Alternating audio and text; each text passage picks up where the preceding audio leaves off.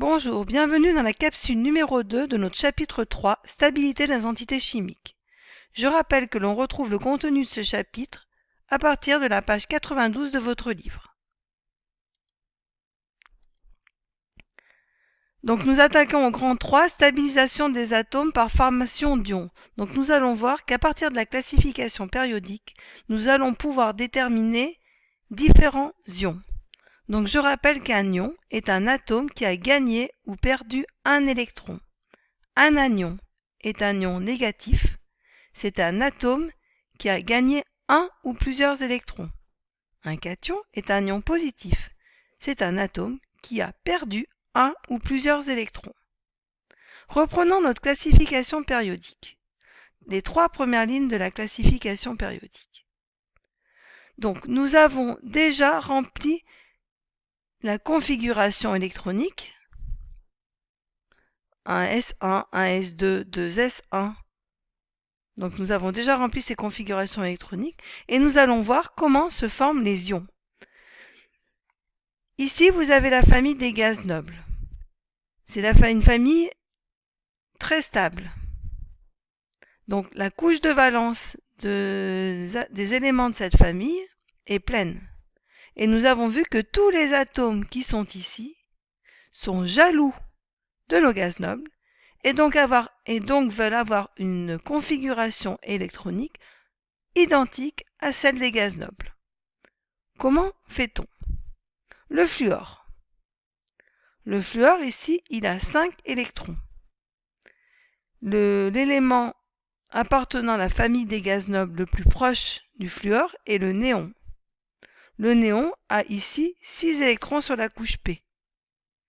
Le fluor, pour ressembler au néon, va donc gagner un électron.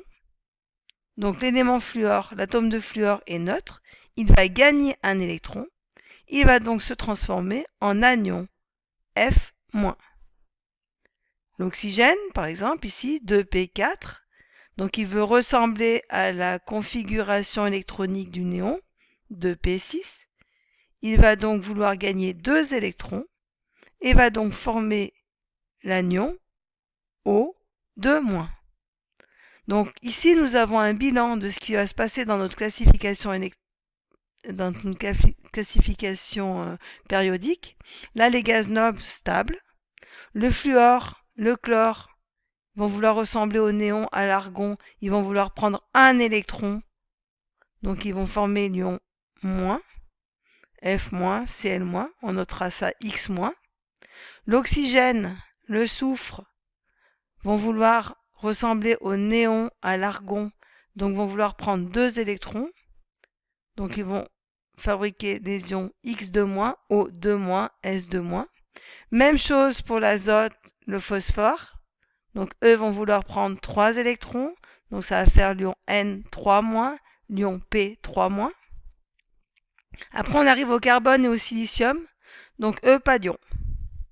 C'est trop compliqué pour le carbone, pour le silicium, d'aller chercher 4 électrons. On verra donc plus tard que le carbone et le silicium vont former non pas des ions, mais des molécules. On continue. Ici, on a le bore. Donc le bore, sa structure, sa configuration électronique est 1s2, 2s2, 2p3. Il va vouloir ressembler au gaz noble le plus proche. Donc le plus proche du bore, c'est le néon. Donc pour ressembler au néon, il va falloir perdre les électrons qui sont sur la couche 2. Donc perdre un électron sur la couche P, 2 électrons sur la couche S. Donc il va falloir perdre 3 électrons. Donc le bore va former l'ion B3+. Même démarche pour l'aluminium. Donc on aura tous les éléments de cette colonne-là qui vont former les ions X3-.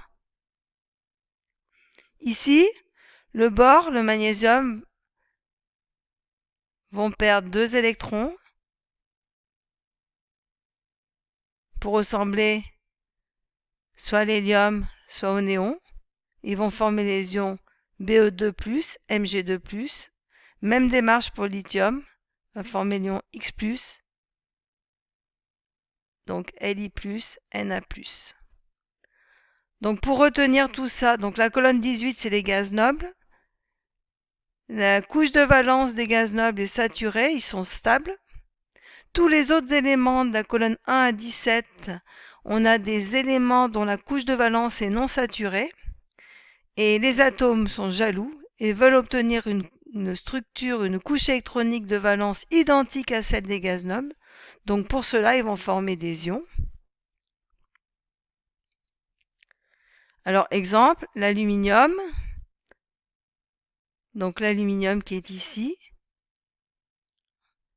il va vouloir perdre 3 électrons et il va former l'ion Al3+. Le soufre, qui est ici, va vouloir gagner 2 électrons et va former l'ion S2-. Voilà pour la formation d'ions. Vous pouvez retenir ce tableau. Donc pas d'ions pour cette colonne.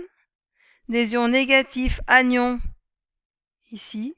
Des ions positifs cations ici. Vous devez être capable de connaître par cœur différents ions. Alors l'ion chlorure, l'ion fluorure, l'ion sodium, l'ion potassium, l'ion hydrogène, l'ion calcium, l'ion magnésium. Voilà, la capsule numéro 2 du chapitre 3 est terminée.